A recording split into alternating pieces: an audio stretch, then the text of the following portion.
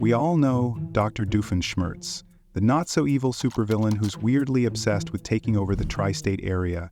His endless collection of innators would actually be impressive if they weren't all spectacular failures, every single time. And thank goodness for Perry the Platypus always swooping in with his tiny fedora to save us.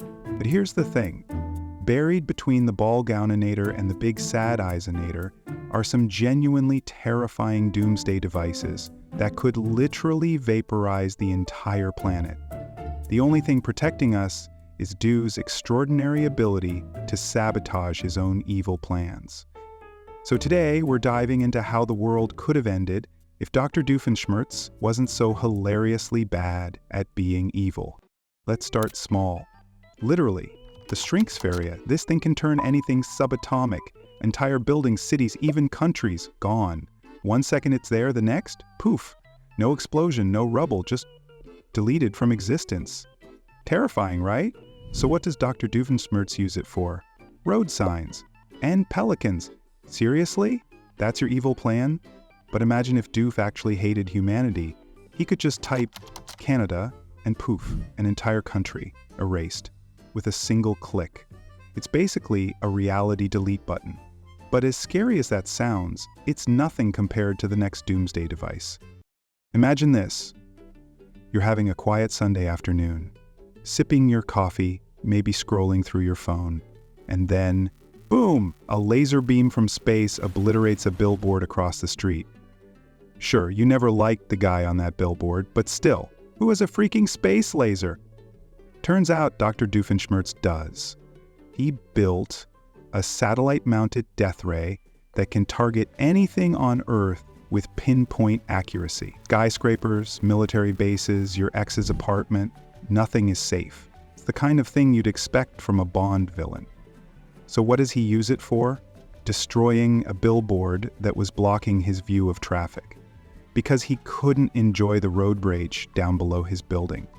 He's got god-tier tech, and he's using it for petty things. And the scary part, if he ever used that laser seriously, we'd all be dust. But of course, orbital lasers still aren't enough for Doof.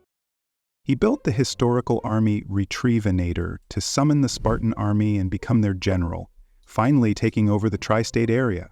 Honestly, not a bad plan.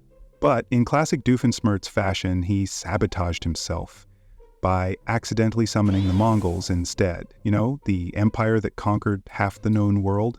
Ironically, they would have been even better at the job, but of course, Perry showed up and shut it all down. But what if he hadn't? What if Doof intentionally brought back every legendary army in history? Total chaos. The global economy would collapse overnight, but the next creation of Doof is more like a slow-killing machine. An invention that would alter the planet we live on. Meet the Shift the Earth's position farther away from the Suninator. Yeah, terrible name. So why did Doof build this apocalypse-grade machine? Because he was too lazy to return a bottle of SPF 110 sunscreen for SPF 120. Let that sink in. This man was willing to reposition the entire Earth's orbit just to avoid a trip to Walmart. Okay, we get it. Who even goes to Walmart, right? But the evil society Doof is part of had other ideas. Meet their demands? Or the Earth becomes Pluto's neighbor? Finally, some real evil. Honestly, Doof could take notes. They were ready to make every life form extinct from the planet. Talk about a slow and torturous end. And just when you think Doof's reign of accidental terror is over, he builds something that has the potential to enslave humanity. You know Norm, the polite, oversized robot butler that tails Dr. Doof everywhere he goes. Doof built him to follow every instruction he gives, and luckily, the only commands Norm ever gets are house chores. But let's be clear, he's bulletproof, he can fly, he shoots lasers, survives explosions, and worst of all, he follows any order, no questions.